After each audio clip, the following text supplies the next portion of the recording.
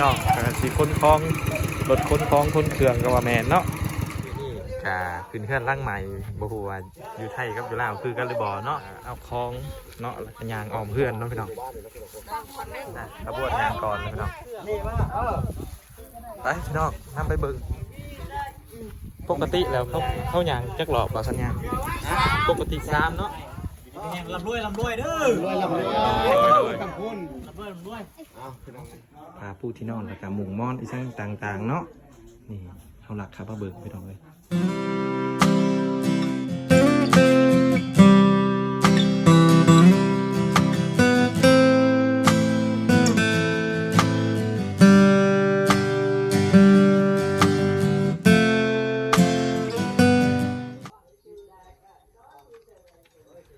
กับสวัสดีพ่อแม่พี่น้องทั้งฝั่งไทยและก็ขอกราบสบายดีพ่อแม่พี่น้องทั้งฝั่งลาวเนาะและก็ขอกราบสบายดีพ่อแม่พี่น้องที่ฮับเบิงฮับส้มอยู่ต่างประเทศนะพี่น้องเนาะก็ยินดีต้อนรับทุกท่านเข้าสู่ช่อง YouTube บ่าวลาหน่อยคือเก่าทุกคนเนาะมื้อนี้บ่าวลาหน่อยก็สิพาทุกคนมาเบิงพิธีการขึ้นเฮือนใหม่ของน้องตุ๋ยเนาะพี่น้องหลังจากที่เป็นเลิกงามยามดีพี่น้องคือเป็นมือสันวันดีก็ว่าแม่นเนาะที่เขาจะขึ้นเฮือนรังใหม่ของน้องตุ๋ยพี่น้องกับเมื่อนี้กับทีมงานมาครบคือเก่าพี่น้องเอ้ยเนาะแต่เสาร์แต่เซี่ยวมากโอ้ยการเดินทางกับค่อนข้างที่จะลำบากเนาะเพราะว่าเส้นทางมันแหงแล้วก็มันเป็นคุ้มเป็นบุกพี่น้องเนาะก็เลยยากเติบเนาะในการเดินทางในเทอนี้เนาะแล้วก็เขาสีพาทุกคนไปเบิ่งรอบๆเพื่อนแล้วก็เบิ่งบรรยากาศการขึ้นเฮือนใหม่ของน้องตุ๋ยเนาะพี่น้องเนาะจังได้กับฝากทุกคนกดติดตามกดไลค์กดแชร์เนาะพี่น้องเนาะเพื่อเป็นกำลังใจให้บ่าวลาหน่อยเนาะเดี๋ยวเราจะพาทุกคนไปเบิ่งกันรอบๆเพื่อนก่อนพี่น้องไปเปิดภาพมาพี่น้องเลยเนาะก็ชื่อว่าคนมาพร้อมหน้าพร้อมตากันไล่นะพี่น้องเนาะมีทั้งเตรียมมันปูเทาปูแกเนาะตามหีดคอกประเพณีการหีดเพื่อนขึ้นเพื่อนล้างใหม่อะไรพี่น้องเนาะวันนี้ก็คนมาไล่เติมได้พี่น้องเนาะแล้วก็มีไอแก้วแล้วก็ครอบครัวของไอแก้วก็มากันได้พี่น้องเนาะน้องๆคนก็อยู่ทั้งหลุมแล้วก็ผู้เฒ่าผู้แก่คนอยู่ทั้งเครื่องนะครับผมสังเกตจากเกิบอยู่นาอันได้เพื่อนเด็กกันนาซีเบิงออกเนาะพี่น้องว่าคนร้ายเนาะอยู่ทางในน้องตุ๋ยเป็นที่ลงมาแล้วเท่าสีไปทักทายน้องตุ๋ยก็พี่น้องน้องตุ๋ยสบายดีเด้อสบายดีน้องมุ้ยสบายดีเด้อน้องเงียงขึ้นเพื่อนรังใหม่เนาะวันนี้เนาะพี่น้องมาเลยพี่น้องมาเลยรถไอแก้วมาเลยเด้อนี่พี่น้องนี่ไอแก้วมาแล้วพี่น้องสีค้นคลองรถค้นคลองค้นเครื่องก็ว่าแมนเนาะสบายดีเด้อน้องเอ็มสบายดีเด้อไอ้บ้านโดแก้วพี่น้อง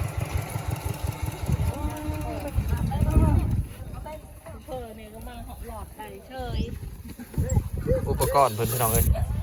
เป็นทั้งเครื่องขึ้นเฮือนขึ้นซ่านก็ว่าแมนเนาะน้องมาครบพี่น้องเอ้ย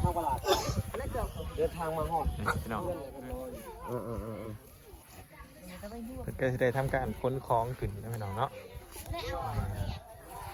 ตามหีดตามคลองประเภทนี้กะขึ้นเฮือนร่างใหม่บ่ฮู้ว่าอยู่ไทยกับอยู่ลาวคือกันหรือบ่เนาะตามหลักกะต้องย่างอ้อมเฮือนก่อนเนาะพี่น้องเนาะ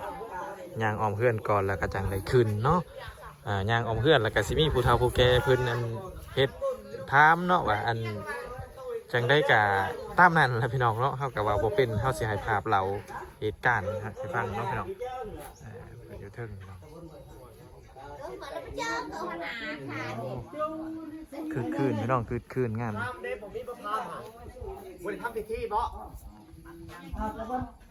นี่ได้ว่าให้ก็ได้อย่างเป็นพิธีมาทำพิธีอ้อมเพื่อนก่อนอย่างเป็นที่ทำพิธีพี่น้องนางอ้อมเพื่อนเนาะ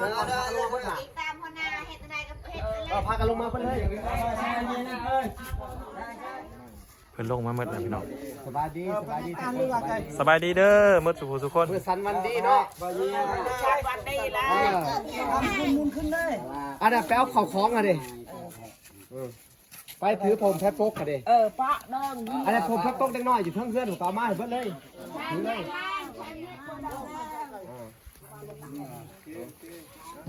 มากับทีมงานคือเก้าพี่น้องเพิ่นกาสิทำการเอาคล้องเนาะแล้วก็ยางออมเพื่อนเนาะพี่น้อง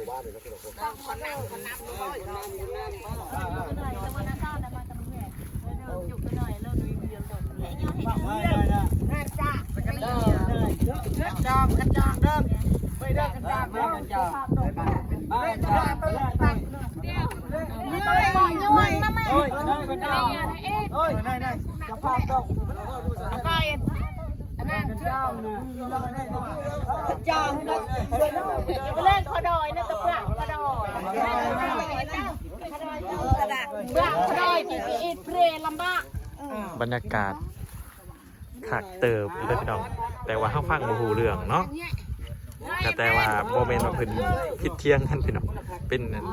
เพิ่นสนทนากันซื่อๆเนาะก็ฟังบ่ฮู้เรื่องเล็กน้อย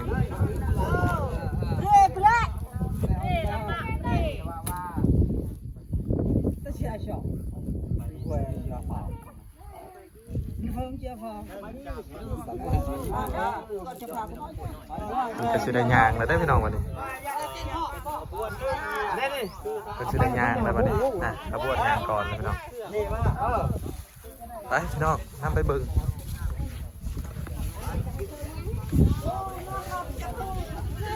ไปเบิ่งพี่น้อง ไปรวบ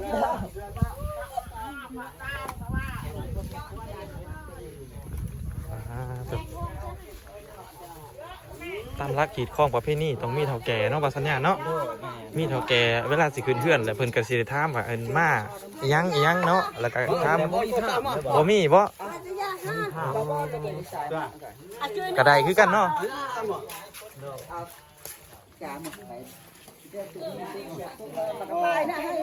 บิ่งข้างหน้าเนาะพาไปเบิ่งข้างหน้า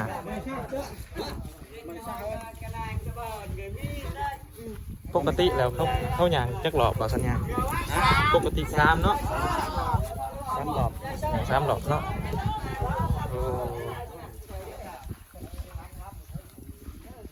อันนี้เจ้าของเฮือนพี่น้องเจ้าของเฮือนอย่างก่อนเอาหอมมัดมุกเลื่อนเอาไปกันพี่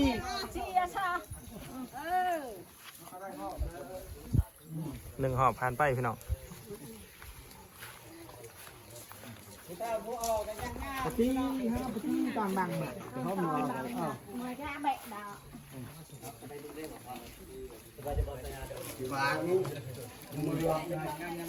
เอาสิพยายามยางไว้อีกพี่น้องแต่กระบอกท่านที่เก่าเนาะอย่าเก็บภาพบรรยากาศร่วมๆให้พี่น้องเบิ่งไก่สิหอนหอบที่ท้องเลยพี่น้องเอ้ย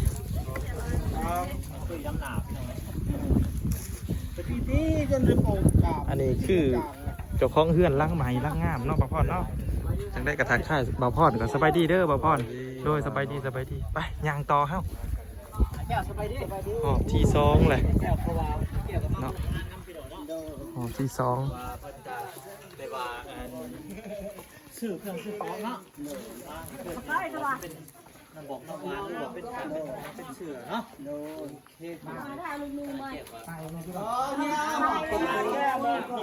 ตายเนยใช่ได้ตายเนยใช่ได้ได้ฉากกูได้ซอเบอร์ป้าเจือจำเจือกูเจือกูทางมันตัดมันเตือนเจือเบอร์ย้อนเราทำวิธีแบบชนเผ่าเพิ่นเนาะพี่น้องไม่ลำรวยเด้อลำด้วยกับคุณ ลำรวยอ้าวพี่น้องเลยก็ได้ขึ้นเพื่อนลงตุ้ยละบาทเลย เดี๋ยวมาที่ใช่หรอพี่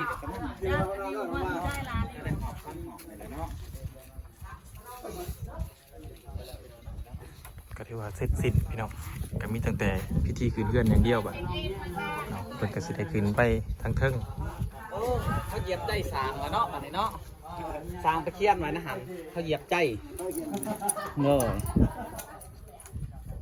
วันไหนตอนนี้ก็สิขึ้นเพื่อนเพิ่น ไป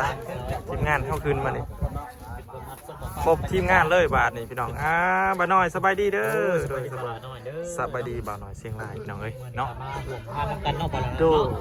เดี๋ยวมาเบิ่งน้องไปมาสิขออนุญาตขึ้นเพื่อนก่อนพี่น้องเอ้ย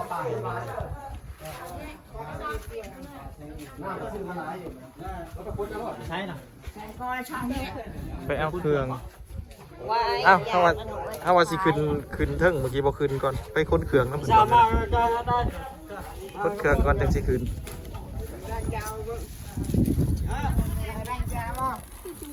เอาอันนี้แหละนี่พี่น้องเขาถือซอยเพิ่นแต่ซ้ำนี่แล้วเฮาก็ได้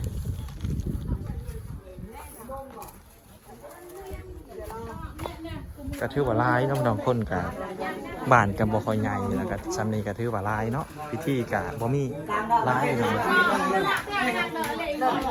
เอาไว้อยู่เอาเลยไปเอาก็ต่อสารเวียน โทษ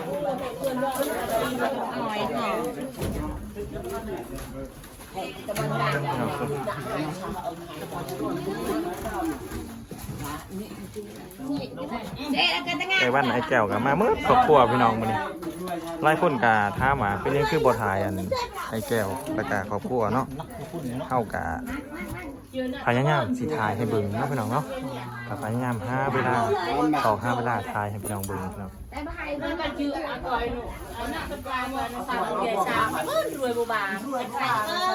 มีหลากหน้าหลายตาพี่น้องเอ้ยทั้งเฒ่าทั้งแก่เนาะแล้วก็เพื่อนญาติเพื่อพี่น้องเพื่อนก็ว่าแม่น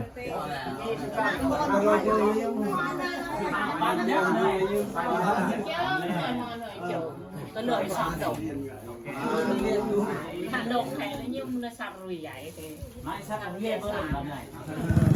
ăn bên ruồi cái gì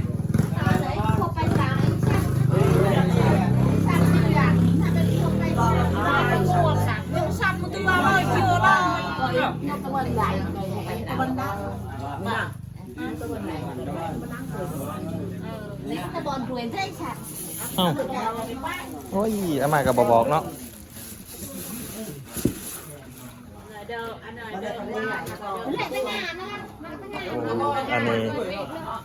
อันนี้เป็นน้ำหวาน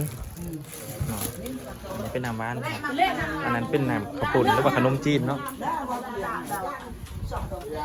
สียับมาทั้งลุมให้พี่น้องเบิ่งภาพร่วมพี่น้องในงานวันนี้เนาะเพราะว่าเขาอยู่เทิงมันเห็นบ่ขาดพี่น้องเลยเนาะมาอยู่ลุมดีกว่าอันนี้ก็คือน่าจะเป็นมุมที่เห็นทุกคนก็ว่าได้นะพี่น้องพี่น้องให้พี่น้องเบิ่งคักๆเลยเพราะว่าเพื่อนของน้องตุ้ยนี่ผู้ใหญ่ใจดีเพิ่นตั้งใจสร้างให้เนาะและน้องเพิ่นได้สำนีก็ถือว่าดีใจน้ำน้องเพิ่นพี่น้องก็ห้าเบิ่งยากเติบได้พี่น้องเนาะผ่านบรรยากาศเป็นห้าเบิ่งยากเพราะว่าเฮิงๆนี่เท่านึงเนาะก็คือภาพบรรยากาศรอบหน้าก็น่าจะเป็นเพื่อนของแม่คำต้าเนาะพี่น้องเนาะอาจสิประมาณนี้แต่ว่าเพื่อนแม่คำต้าคนน่าจะร้ายกว่านี้เพราะว่าเป็นนั่นบ้านค่อนข้างที่จะใหญ่เนาะยังบ่ฮึ่งแต่เท่ากับสิได้เห็นภาพมันเพื่อนแม่คำต้าแบบนี้พี่น้องเอ้ย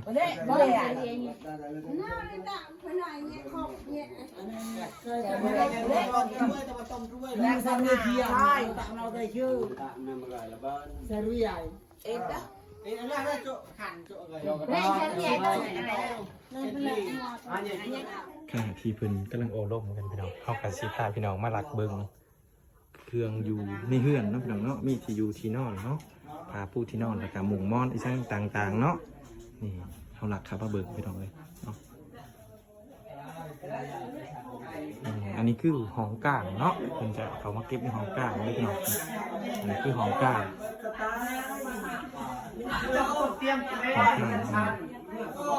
ส่วนข้างในก็เป็นห้องที่สามเนาะอันนี้เป็นห้องของน้องเนยห้องนี้เป็นห้องของน้องตุยนะครับห้องในห้องน้องตุย มีอะไรห ตายเลยแบบนี้แย่เลย เป็นกำลังตักกระปุ่นพี่น้อง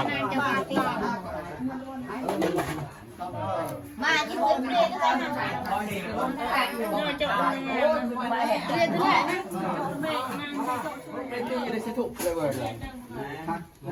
กำลังสีย่ายของกินเนาะพี่น้องด้วยว่าข้าวปุ่น คือแน่เนาะ หลังจากจะเป็นตักแล้วมันก็สิใส่กระโตกแล้วก็ย่ายพี่น้อง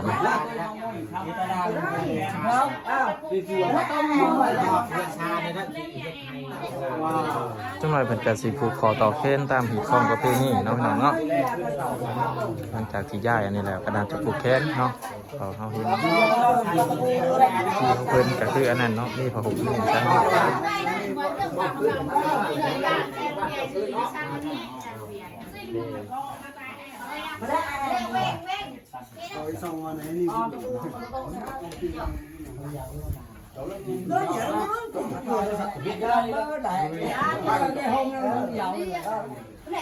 เป็นการสิได้เฮ็ดพิธีเนาะพี่น้องวันนี้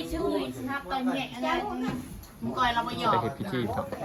กินโจ๊กระด้วยไงโจ๊กมาโจ๊กห้าตัวเลยโจ๊กก็ได้ละโจ๊กได้ได้โจ๊กมาเลยละบ่ดักเนี่ยเบอร์เนี่ยถ้ากันจะมอนใช่ลูกหลานเราใช้ให้นี่ผัดนี่คนจะผัดก็มีครับเขากินลูกหลานนี่แรกเลยชักเลยตาให้ตาเบิร์นที่แรกจะนั่งใช่เขาเศร้าจะได้ไอ้จูตัดยางมาเลยไอ้ชนะมาเลยเดินมาก่อนเลยครับเล่นไปเรื่อยใจไรเศร้าฮะมีให้นะก็ได้พอแห้งเลยดังไม่ดังนะใหญ่ประเดี๋ยวแล้วก็เชี่ยคือมวยกัน สิเริ่มเลยพี่น้องวันนี้สิเริ่มที่อะไรบ้าง เจอไม่เอาเลยแล้วมันนกกระตีมันกักเลยและการเจ้าเราเลยลงตรงไหนใครสปอนเลยทุกการให้อ่อนเรื่องนี้เลยงานชอบลงทำไมเจ้านำตัวที่ลงพอดีลงมันนำมันทำก็ด้วยตายลงตายเลิกก็เลยผมดังที่เนี่ยการเวลาที่ท่านอยากเราอยากได้ก็ชาดงพุ่งเลยแข่งให้มันเฮ้ยมันช่วยลูกลูกหลานดังช่วยเช็คด้วยเอาซาเอาต้นคำพูนเกินรอรับทันทีตั้งเลยฮะว่าแล้ว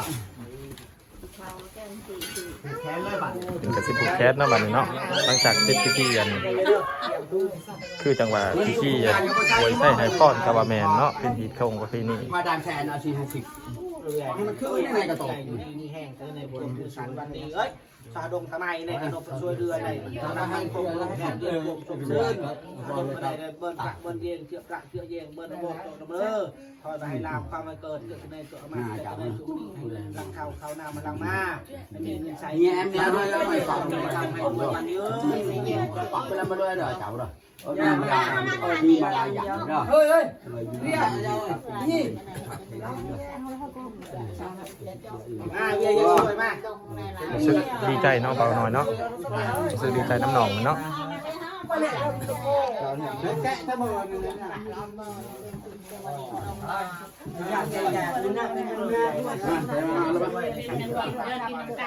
ราไม่จะลองดูชื่นมองไม่เลยดูดีมีแห้งเท่าที่ทำชื่อเลย ทำอะไรอยู่หลังเราปัจจุบันมีสารอะไรใจดีใจไม่ใช่ดูมือเยอะขนาดมัดอะไรเงี้ยสายยำสุดท้ายแล้วมันกลับตรงนี้ก็ไม่สิบบาทคุณทำไม่ไปสิ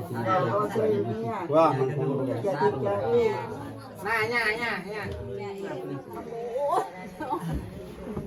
น่าขาดกูนะ เรือยากาศนาน ผูกแขนเจ้าของเพื่อนพี่น้องทั้งหาคนเนาะหับฟันก็ว่าแมน ไม่เคยเห็นจูเจ้าเลยยังเบิ่งทางจูเจ้าไงจะพูดแทนก็จะ มันยืนได้แค่ขา มาแม่งสัตว์มา สัตว์เลยเขาได้สัตว์เลยเขาได้ นอนนะ มาสัตว์เลย มาเลย แยกจบฮะ ชาวเนี้ยโจโจ แชร์ด้วยเบี้ย หนังยามูด มูดเลยชัดเลย ตะลุเอาไปไหนตอนตื่นไม่ไหนอย่าไปเอาไปเจอ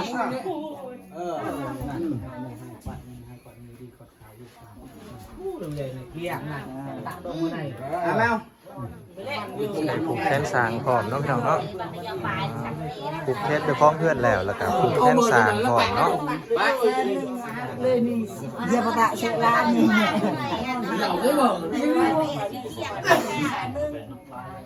อะไรแยกกันเลย ผูกแขนน้องมุ้ยพี่น้อง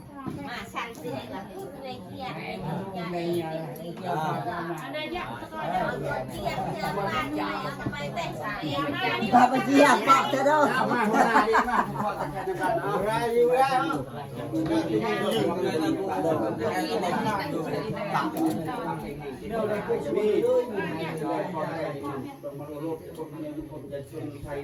ไอ้หาช่วยเรื่องช่วยหน่อยเนี่ยพี่น้องเขามีสุขาแดงๆเลยมาเลยก่อนนะ แยกอยู่ข้างในครับ ถ้าจะพูดได้อยู่ในเลยเด้อบ้าเลยแล้วกัน หลังจากเสร็จสิ้นพิธีกรรมผูกแขนเป็นทีเฮมหอยเนาะพี่น้องเนาะเขากะขออนุญาตมาอัปเดตห้องแต่ละห้องให้พี่น้องเบิ่งก่อนเนาะนี่พี่น้องอันนี้ก็คือห้องของน้องตุ๋ยเนาะก็คือทั้งนอกเป็นกะคนร้ายพี่น้องเขาก็เลยเข้ามาเบาทางในเนาะ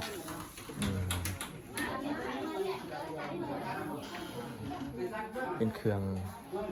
เฮือนกาวาแมนพี่น้องก็ถือว่าเป็นการขึ้นเฮือนที่ค่อนข้างจะอบอุ่นเนาะพี่น้องเนาะเพราะว่าเขาเห็นหลากหน้าหลายตาเพิ่นมาร่วมงานในขึ้นเฮือนในเทื่อนี้เนาะพี่น้องเนาะแล้วก็นี่ทั้งครอบครัวของไอ้แก้วเนาะพี่น้องครอบครัวของไอ้แก้วเพิ่นก็ได้เดินทางมาขึ้นเฮือนรวมคือกันนะพี่น้องแล้วก็รู้สึกดีใจน้ำน้องเห็นเนาะพี่น้องเนาะเอาล่ะทุกคนสำหรับคลิปนี้กับบ่มีอย่างไรเนาะบาลาหน่อยสิขอจบคลิปเพียงเท่านี้เนาะฝากทุกคนไปติดตามคลิปหน้าเนาะสำหรับคลิปนี้บาลาหน่อยสิขอกล่าวเข้าบ่าสบายดีพี่น้อง Hãy subscribe cho kênh Ghiền Mì Gõ để không bỏ lỡ